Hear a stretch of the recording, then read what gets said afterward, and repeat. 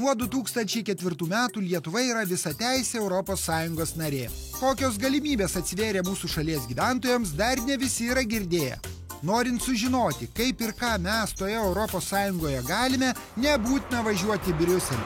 Štai Vilnius, Gedimino prospektas, 16 namas. Čia Europos namuose įsikūrusi Europos komisijos atstovybė Lietuvoje ir informacijos centras. Apsilankęs išsiaiškinau, kas rūpėjo ir dar kaimynui parnešiau įdomių leidinių. Atstovybėje žurnalistai teiraujasi Europos naujienų, moksleivių klasėms rengiamos įdomios europinių temų pamokos ir žaidimai.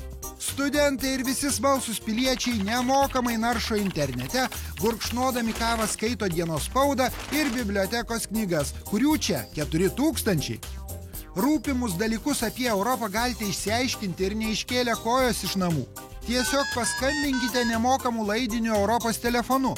Kitose miestuose apsišviesti padės Eurep Direct informacijos centrai, o miesteliuose naujausius leidinius apie Europą rasite rajono bibliotekoje.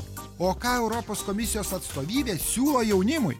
Į savo mokyklą ar organizaciją pakvieskite jaunimo Europos komandos narį, kuris bendraamžiams padės suprasti, kaip veikia ES ir kokią įtaką ji daro mūsų gyvenimui.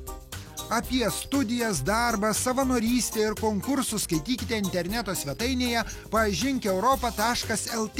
Skaitykite Euroblogą, ieškokite atstovybės puslapio Facebook'e ir YouTube'e. Viskas lietuviškai, oficialiaja ES kalba. Sužinokite, ką galite Europoje ir tuo pasinaudokite.